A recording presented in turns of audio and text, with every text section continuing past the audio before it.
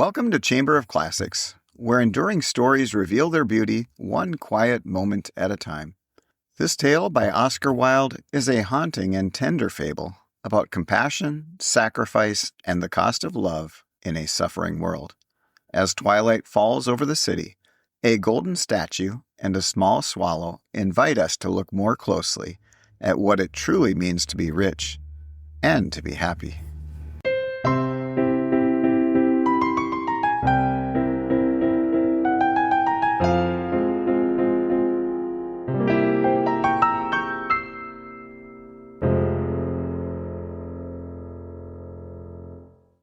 The Happy Prince by Oscar Wilde.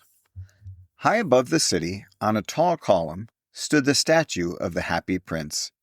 He was gilded all over with thin leaves of fine gold.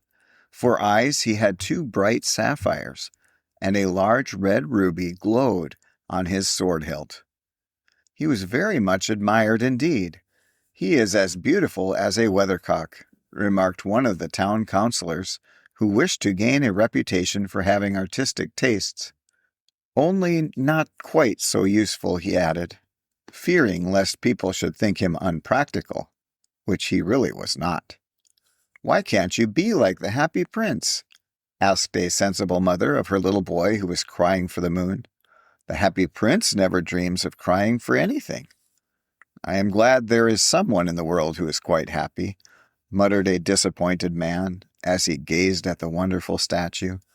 "He looks just like an angel," said the charity children as they came out of the cathedral in their bright scarlet cloaks and their clean white pinafores. "How do you know?" said the mathematical master. "You have never seen one." "Ah, but we have, in our dreams," answered the children, and the mathematical master frowned and looked very severe, for he did not approve of children dreaming. One night there flew over the city a little swallow. His friends had gone away to Egypt 6 weeks before, but he had stayed behind, for he was in love with the most beautiful reed. He had met her early in the spring as he was flying down the river after a big yellow moth, and had been so attracted by her slender waist that he had stopped to talk to her. "Shall I love you?" said the swallow, who liked to come to the point at once, and the reed made him a low bow. So he flew round and round her, touching the water with his wings and making silver ripples. This was his courtship, and it lasted all through the summer. "It is a ridiculous attachment," twittered the other swallows. "She has no money and far too many relations." And indeed the river was quite full of reeds. Then, when the autumn came, they all flew away. After they had gone, he felt lonely and began to tire of his lady love. "She has no conversation," he said, "and I am afraid that she is a coquette, for she is always flirting with the wind." And certainly whenever the wind blew, the reed made the most graceful curtsies. "I admit that she is domestic," he continued, "but I love traveling, and my wife consequently should love traveling also. Will you come away with me?" he said finally to her. But the reed shook her head. She was so attached to her home. "You have been trifling with me," he cried.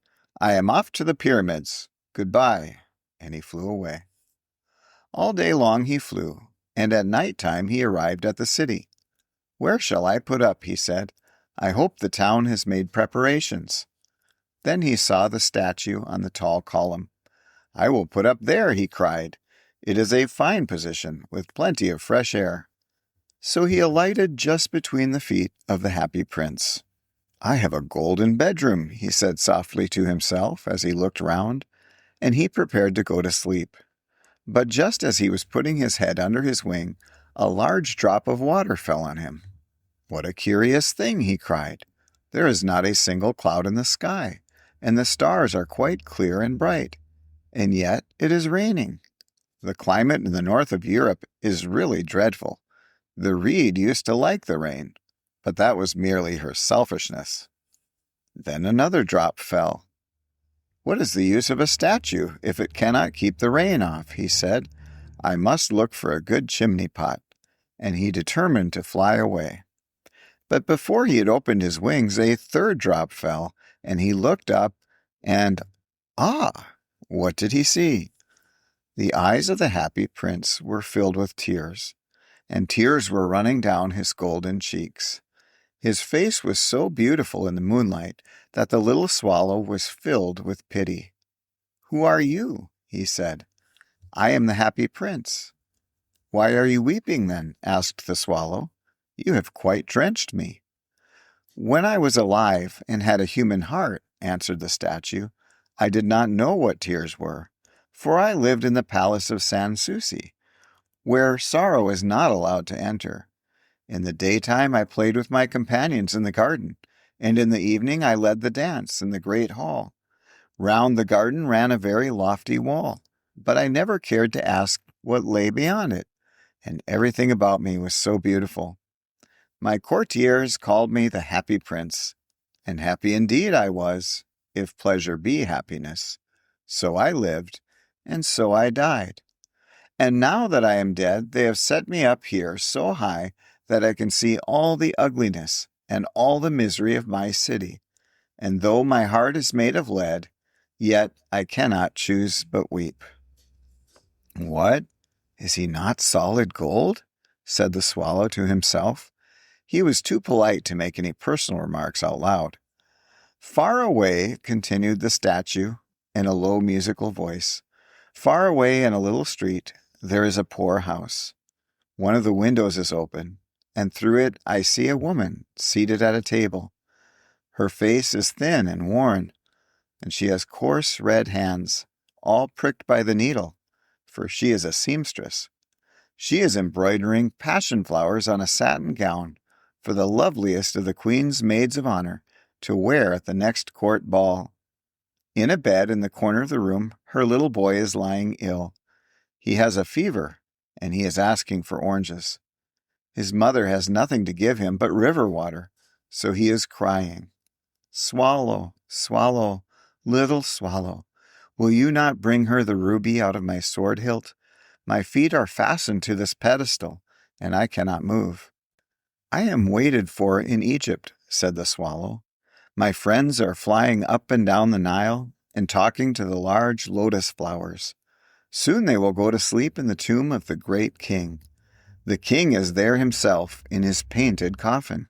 He is wrapped in yellow linen and embalmed with spices. Round his neck is a chain of pale green jade, and his hands are like withered leaves.' 'Swallow, swallow, little swallow,' said the prince, 'will you not stay with me for one night and be my messenger? The boy is so thirsty, and the mother so sad.' 'I don't think I like boys,' answered the swallow. 'Last summer, when I was staying on the river, there were 2 rude boys, the miller's sons, who were always throwing stones at me. They never hit me, of course. We swallows fly far too well for that. And besides, I come of a family famous for its agility. But still, it was a mark of disrespect.' But the happy prince looked so sad that the little swallow was sorry. 'It is very cold here,' he said, 'but I will stay with you for one night and be your messenger.' 'Thank you, little swallow,' said the prince.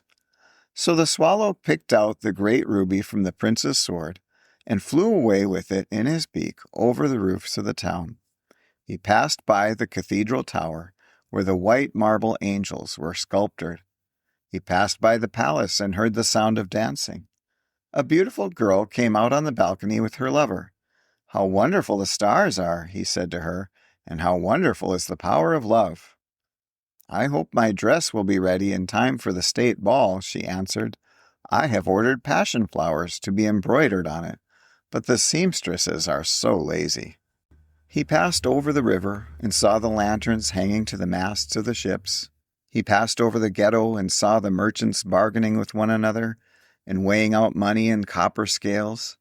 At last he came to the poor house and looked in. The boy was tossing feverishly on his bed, and the mother had fallen asleep. She was so tired. In he hopped and laid the great ruby on the table beside the woman's thimble. Then he flew gently round the bed, fanning the boy's forehead with his wings. "How cool I feel," said the boy. "I must be getting better." And he sank into a delicious slumber. Then the swallow flew back to the happy prince and told him what he had done. "It is curious," he remarked, "but I feel quite warm now, although it is so cold." "That is because you have done a good action," said the prince. And the little swallow began to think, and then he fell asleep. Thinking always made him sleepy. When day broke, he flew down to the river and had a bath. "What a remarkable phenomenon," said the professor of ornithology as he was passing over the bridge. "A swallow in winter." And he wrote a long letter about it to the local newspaper. Everyone quoted it. It was full of so many words that they could not understand.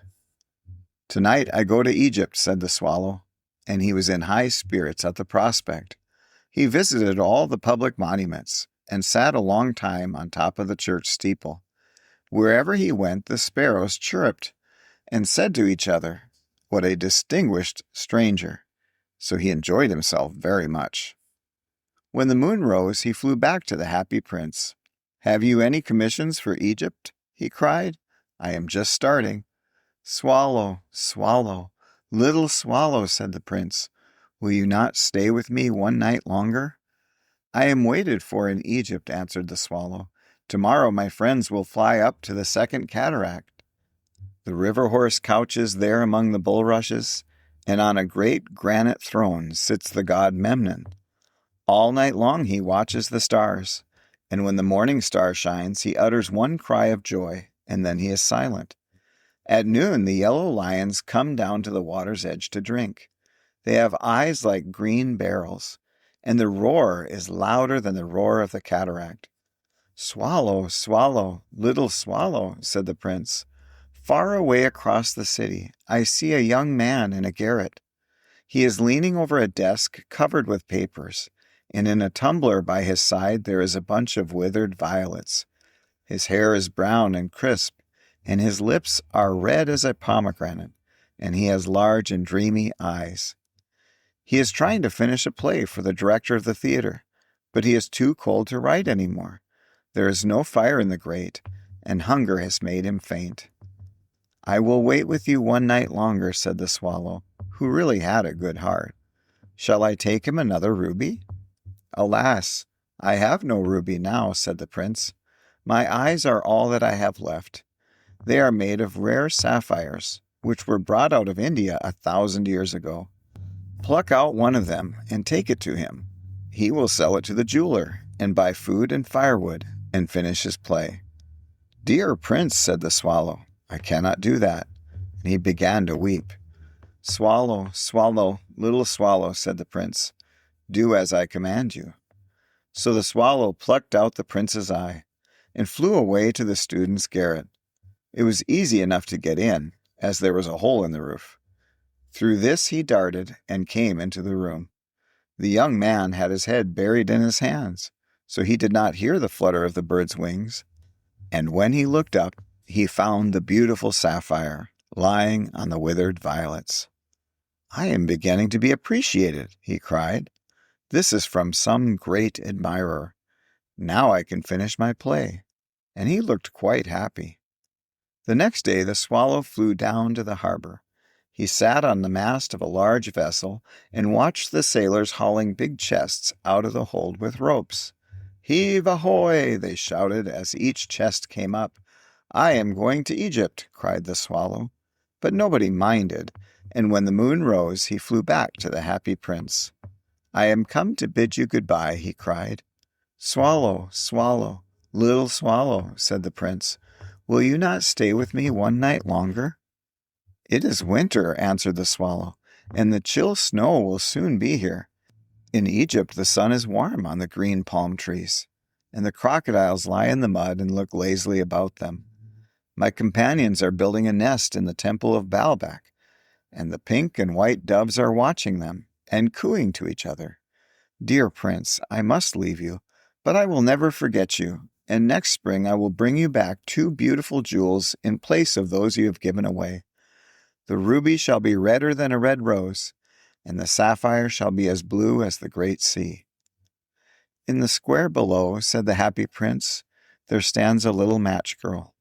She has let her matches fall in the gutter, and they are all spoiled. Her father will beat her if she does not bring home some money, and she is crying. She has no shoes or stockings, and her little head is bare. Pluck out my other eye and give it to her, and her father will not beat her." "I will stay with you one night longer," said the swallow, "but I cannot pluck out your eye. You would be quite blind then." "Swallow, swallow, little swallow," said the prince, "do as I command you." So he plucked out the prince's other eye and darted down with it.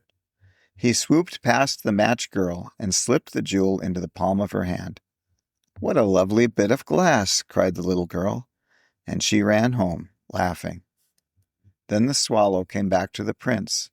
"You are blind now," he said, "so I will stay with you always."